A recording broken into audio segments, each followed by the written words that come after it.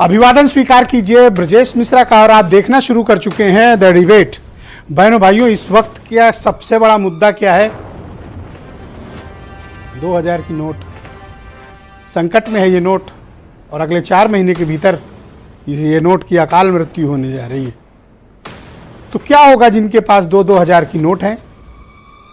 और ये हर कुछ वक्त के बाद की नोटबंदी और ये नोट नहीं चलेगी के स्टेटमेंट लोगों में नोट के प्रति क्या विश्वास अर्जित कर रहे हैं?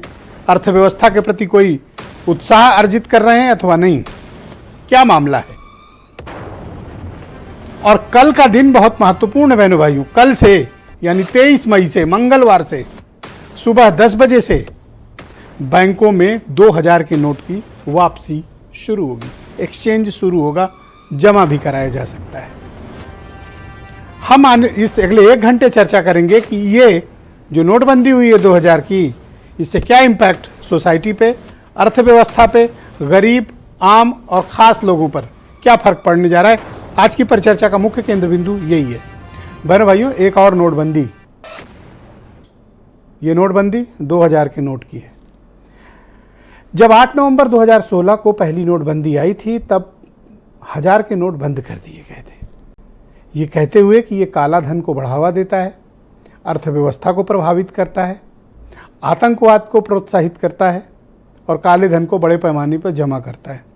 लेकिन इसके फ़ौरन बाद जैसी वो नोटबंदी हुई, 2000 के नोट उसी वक्त लॉन्च कर दिए गए थे। तब लोगों के मन में ये प्रश्न था कि 1000 का नोट बंद करके 2000 का नोट लाने में क्या फ़ायदे हैं?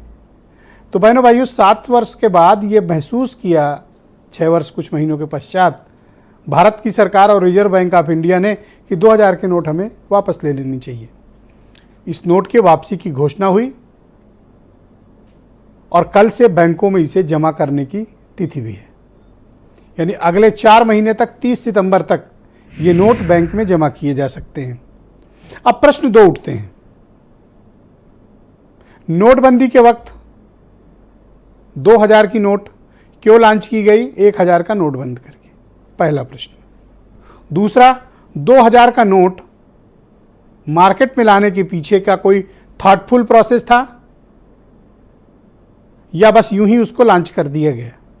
तीसरा, जब मार्केट में 2018 में करेंसी सर्कुलेशन पीक पर था, तब 6,92,000 करोड़, 6.92 लाख करोड़ की 2000 की नोट थी।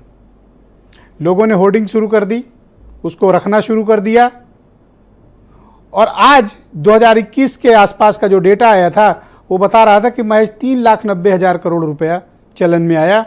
कुछ वापस भी हुआ आरबीआई में, कुछ लोगों ने होल्ड कर लिया। 3 लाख करोड़। यानी जो मूल मकसद था काला धन रोकने का, 1000 की नोट को बंद करने का, वो मकसद प्रभावित हुआ। लाभ क्या हुआ? गरीब आदमी को इससे क्या फर्क पड़ा? अमीर को क्या फर्क पड़ेगा? आम आदमी को क्या फर्क पड़ने वाला है और खास आदमी को क्या पड़ने वाला है? बहन भाइयों, कल एक चर्चा थी और कल एक खबर भी थी।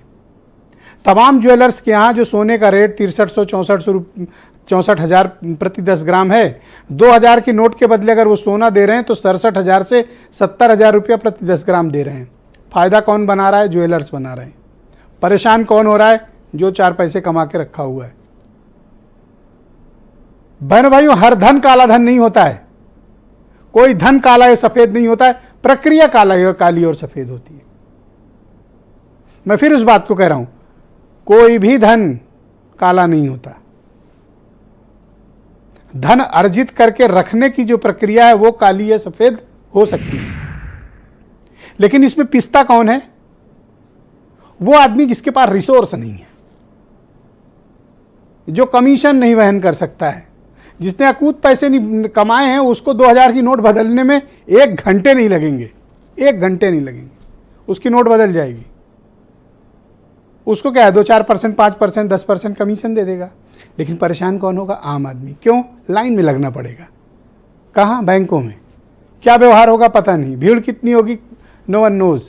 हर आदमी गाढ़े वक्त के लिए, भारत की सोसाइटी जो है, भारतीय समाज, अपने किसी भी घर में आप देख लें, किसी भी घर में पुरुषों को नहीं पता होगा उनके घर की महिलाओं ने पैसे रखे हुए हैं, थोड़े से सही, गाढ़े वक्त के लिए, कभी इमरजेंसी में काम आएंगे। उस वक्त के लिए घर के लोग, घर की महिलाएं, बुजुर्ग थोड़े पैसे का संचयन करते हैं, और अचानक से एक दिन ऐलान होता है कि फला नोट बंद। अब वो बेचारे परेशान। मैं फिर कहता हूँ, अमीर आदमी को ना पहले दिक्कत हुई थी पहली नोटबंदी में, ना अमीर आदमी को इसमें कोई दिक्कत होगी। इसमें कौन पीसेगा? निम्न मध्यम वर्ग, गरीब तबका, मध्यम वर्ग, जो जाके लाइनों में लगेगा, हाथ जोड़ेगा सबके, भैया नोट बदलवा दो। कितनी हैं? 50 हैं, 25 हैं, 100 नोट हैं, बदलवा दो। मारा मारा फिरेगा। अब ये भी गारंटी नहीं, अब बदलवाने गए, अब खैर आज सर्कुलर आया कि कोई आइडेंटिटी प्रूफ नहीं मांगा जाएगा, लेकिन अगर मांग लिया गया तो, पता चल गया तो, पीछे से एक नोटिस टैक्स वालों की आ गई, अब उसका जवाब दीजिए। तो लॉन्च करते वक्त के फायदे और अभी के फायदों पर चर्चा खुली होनी चाहिए कि इससे लाभ किसको हुआ। जो रिसोर्सफुल है, क्या उसके नोट नहीं बदलेंगे? उसके नोट घर बैठे बदलेंगे। आप तड़प के रह जाएंगे, 42-44 डिग्री में लाइनों में लगेंगे, अमीर आदमी के घर से पैसा उठेगा, घर पे आएगा। क्या करना है उसको? कमीशन ही तो देना है, दे देगा, आपसे फिर कमा लेगा। तो इस प्रक्रिया से सफर कौन करता है? गरीब, आम व्यापारी, स्ट्रीट वेंडर्स, ठेला मोहल्ले वाले, छोटे छोटे व्यापारी। कैश में लेन देन के तमाम व्यापार हैं हमारे देश में। कैश में लेन देन में, वहाँ डिजिटल व्यवस्था ही नहीं हो सकती, कैश का व्यापार होता है, लोग पैसे देते हैं, खरीदते हैं। वो कहाँ जाएंगे? और दूसरी जो सबसे गलत बात है, लीगल टेंडर होने के बावजूद इस वक्त कोई भी पेट्रोल पंपों वगैरह को छोड़ दें या 2-4 जगहों को छोड़ दें, 2000 की नोट लोग लेना बंद कर दिए हैं अपने ही देश में। जी हाँ, अपने ही देश पे कानूनी रूप से वैधता के बावजूद 2000 की नोट लेने से लोग इनकार कर रहे हैं। बताइए, एक व्यक्ति के खिलाफ कार्रवाई हुई हो, एक कंपनी के खिलाफ कार्रवाई हुई हो, एक दुकानदार के खिलाफ कार्रवाई हुई हो? नहीं हुई। हम उस देश में हैं जहां अपने देश की ही नोट ले जाने पर वो चल नहीं रही है। इससे ज्यादा दुखद बात क्या हो सकती है? लोग उस नोट को अस्वीकार कर रहे हैं।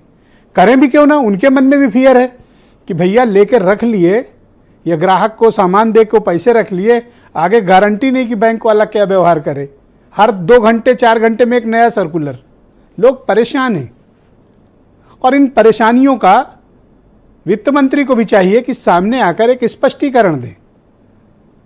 आरबीआई के गवर्नर ने दिया है, लेकिन जब तक पॉलिटिकल एग्जीक्यूटिव सामने नहीं आएंगे, लोगों के मन में ढाढ़स नहीं बंधाएंगे, तब तक इस तरह की बेचैनी समाज में, अर्थव्यवस्था में, गरीब तबके में, नौकरी पेशा वाले में, छोटे छोटे व्यापारियों में, उन घरों में जिन्होंने थोड़े थोड़े पैसे कलेक्ट करके रखे हुए हैं, वो परेशान हैं। और इनकी चिंताओं को एड्रेस किया जाना चाहिए। और मुझे फिक्र है कि कल 10 बजे जब बैंकों में लाइनें लगेंगी तो उन्हें हैंडल कैसे किया जाएगा, वो भी तब जब उत्तर भारत में ज़बरदस्त गर्मी पड़ रही है, पारा 43-44 डिग्री में जा रहा है, बाहर निकलना दूभर है। वैसे में कल से लाइन लगेगी, ये दुखद बात है। कुछ बयान सुने, फिर आज की परिचर्चा को हम आगे बढ़ाएंगे। डिजिटलाइजेशन में जो इंडिया आगे बढ़ा है, उसके बाद तो वैसे भी इतनी बड़ी करेंसी की आवश्यकता नहीं है। छोटे मोटे उसके लिए छोटी करेंसी है। बाकी डिजिटलाइजेशन को बढ़ावा मिल रहा है, वो आगे बढ़ रहे हैं। इसके कारण से इसका कोई फर्क पड़ने वाला नहीं है। हाँ, जिन्होंने 2000 के नोट होर्डिंग करके रखे हुए हैं, उनको थोड़ी तकलीफ होगी। वो अपने निर्णय पर कहीं स्थायी नहीं हो पाते, कभी ये नोट बंद, कभी इसमें ये संशोधन, अपने निर्णय पर कभी स्थायी नहीं रहते हैं। तो वो खुद अपने निर्णय को गलत बता देते हैं, कभी सही बता देते हैं। कंफ्यूज है खुद, और कंफ्यूजन में डालें जनता को कंफ्यूज करके ही महंगाई बढ़ा करके लूट रहे हैं। और जनता त्रस्त है। जनता इसीलिए भारतीय जनता पार्टी के खिलाफ है। समाजवादी पार्टी और अखिलेश यादव जी के पक्ष में जनता है इस बार। या तो 2000 रुपए का नोट शुरू करने का फैसला गलत था, या फिर अब बंद करने का फैसला गलत था। और जिस वक्त नोटबंदी की थी, उसमें जब सैकड़ों लोग मारे गए थे, सब लोग लाइन में लग गए थे, पूरा देश लाइन में लगा हुआ था, क्या नरेंद्र मोदी जी उस गलत फैसले के लिए माफी मांगेंगे राष्ट्र से? हमने ये डेट दिया है कि 30 सितंबर तक आप रिटर्न करिए। 4 महीने की समय है, कोई जल्दबाजी की जरूरत नहीं है। आराम से आपको जब भी टाइम हो, आप नेक्स्ट 4 सितंबर 30 तक आप आराम से आके उसको एक्सचेंज करिए या अमाउंट अपने अकाउंट में, खाता में डिपॉजिट कर दीजिए। तो इसीलिए चिंता की कोई कारण नहीं है। ये एक अजीब इत्तेफाक है कि प्रेस नोट जारी करके नोटबंदी करने वाले आरबीआई के गवर्नर जब जनता के बीच बहुत कन्फ्यूजन और भ्रम फैलाए तब आए हैं मीडिया को बयान देने। जिस वक्त इनकी ज़रूरत थी उस वक्त इन्होंने सिर्फ प्रेस नोट जारी किए थे, वो भी अंग्रेजी में, जो बहुत से लोग हमारे गांव गरीब नहीं जानते हैं। और अब जब से कन्फ्यूजन फैला हुआ है तब आकर आज मीडिया को ज्ञान दे रहे हैं कि क्या करना चाहिए। उस वक्त ये गायब थे।